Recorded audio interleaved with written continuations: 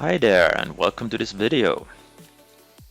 We will talk about the new 2020 R2 features, starting with a new method to enroll iOS devices, the so-called user enrollment, followed by the automatic app updates. Then we talk about the scan mechanism to scan for missing Microsoft updates on Windows endpoints. We will talk about network unlock method and possibility using Barramundi in your secure network environment. And last but not least, we will talk about the Argus Cockpit new features.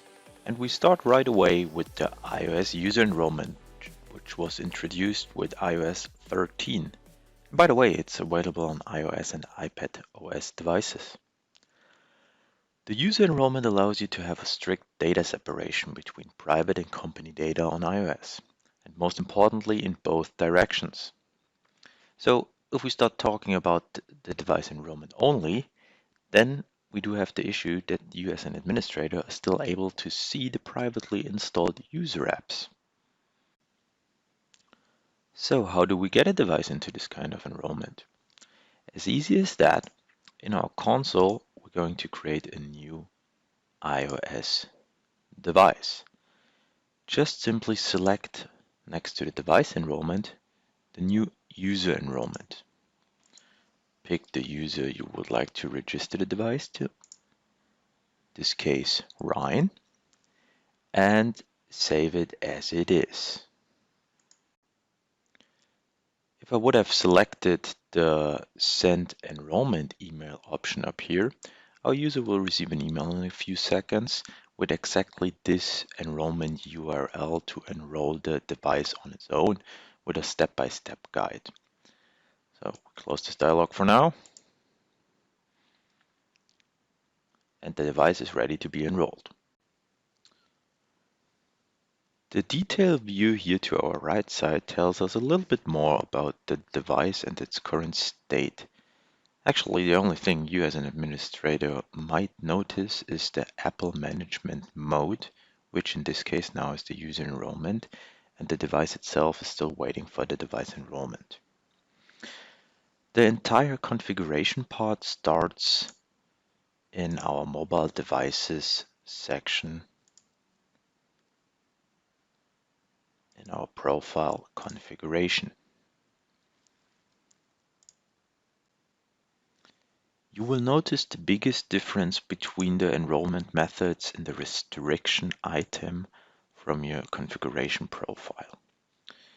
To our left, we have the iOS specific settings, which will take effect in the user enrollment and in the device enrollment. On the right side, there are the options you can choose on device enrollment devices only. It's easy to notice that you have a lot more options on the device enrollment systems. Also new in our new version is a way how to keep track and keep your apps updated on your iOS and also your Android Enterprise devices. To start with iOS. For iOS devices, we have a new job for mobile. In the Steps section, you're able to add a new job step, now so-called Update Apps. This step doesn't need to be configured at all, but will allow you as an administrator with our job scheduling behavior to take care of app updates.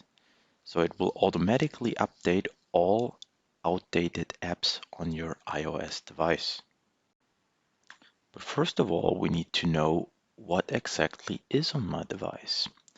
So we already know how to gather the installed software on an iOS device in installed apps. New is this column update available. So all of them with a yes will be updated automatically as soon as you start the update apps jobs on this device. Pretty cool feature here is that our new job will have the same look and feel like you do already know from our managed software update jobs. So the job step itself will show you exactly which app is going to be and will be updated or was updated. That's it for iOS. So how does that look in the Android world for Android Enterprise? Android has a complete different behavior according app updates. So for Android Enterprise devices, we have to jump back to our mobile profile.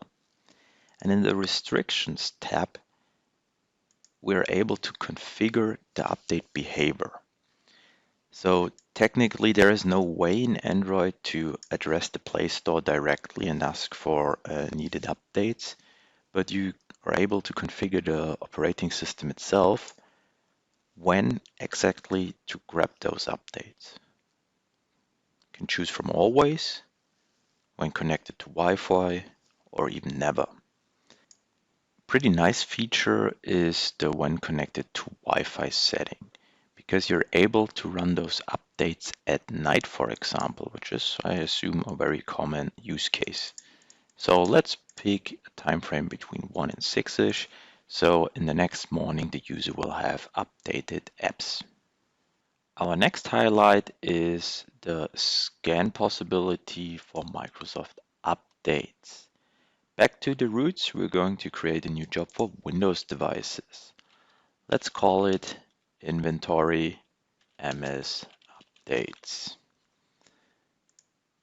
The new job step is called Managed Microsoft Update. So with this step, of course, in our upcoming new versions, there is going to be a little bit more than just the inventory itself. But for now, we have the inventory possibility. Clicking on Next to select the desired source. In our case, we're going to scan using Microsoft Online as a source. Clicking Next and Finish to finish the job creation.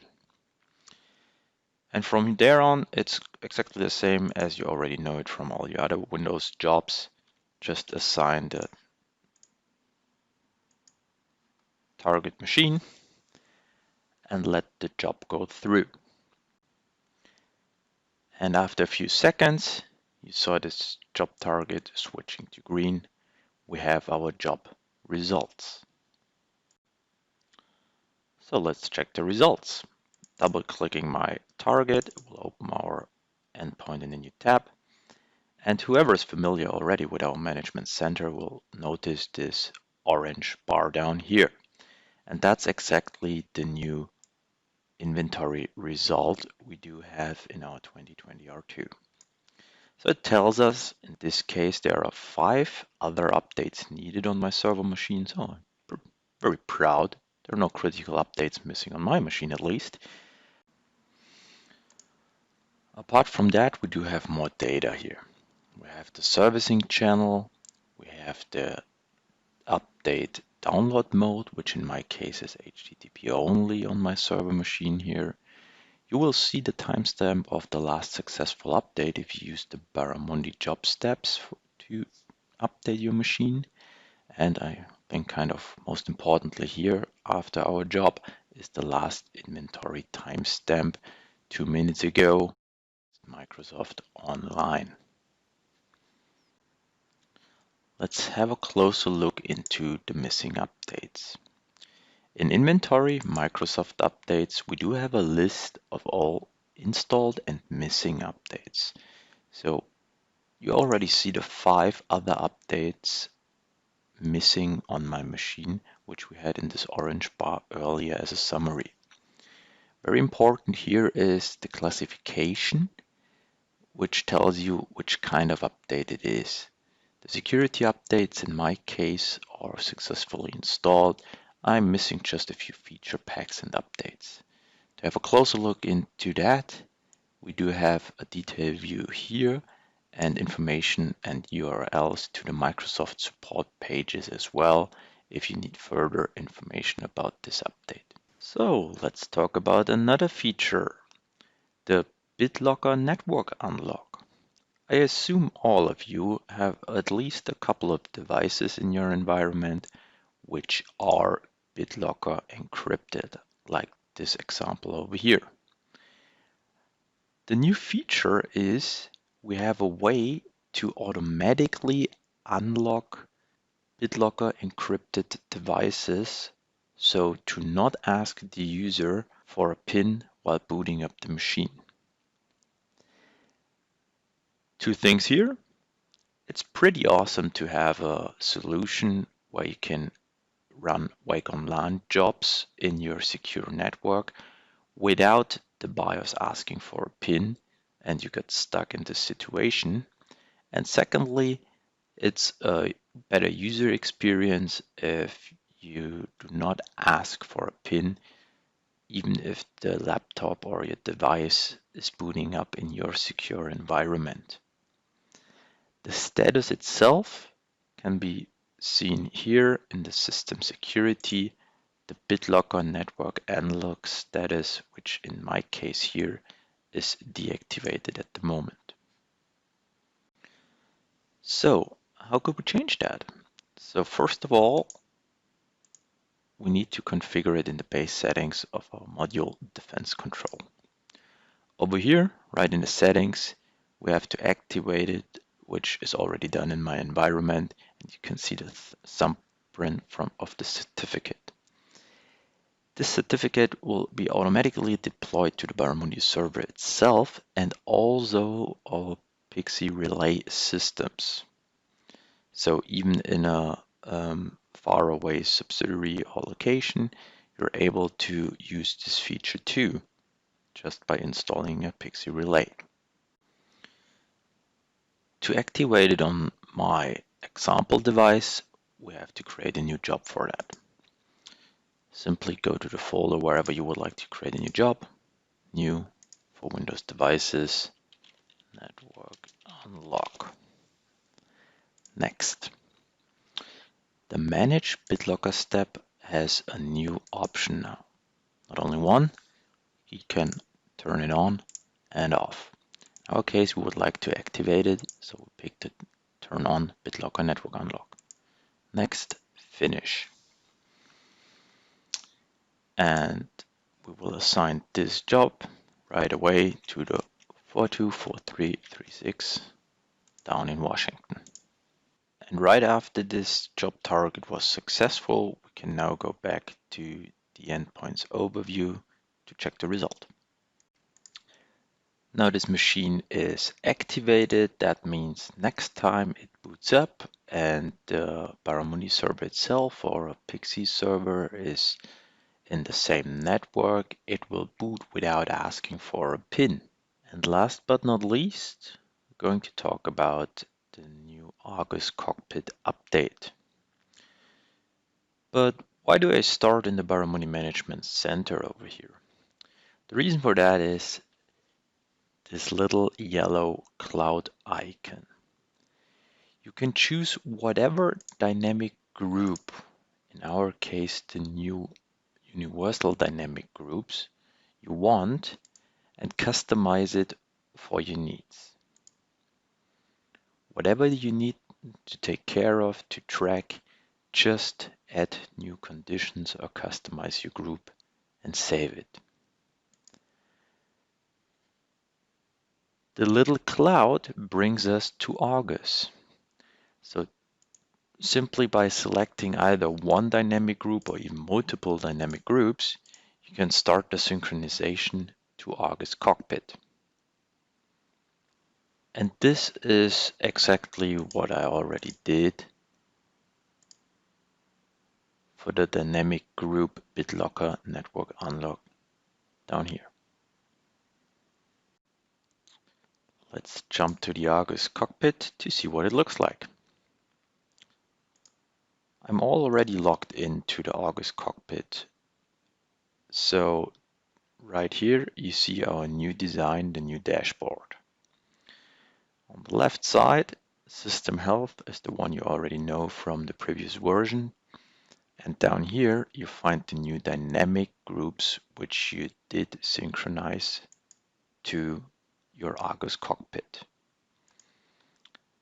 I simply filter it to my demo environment, and you do see all my synchronized groups from my management center here in Argus.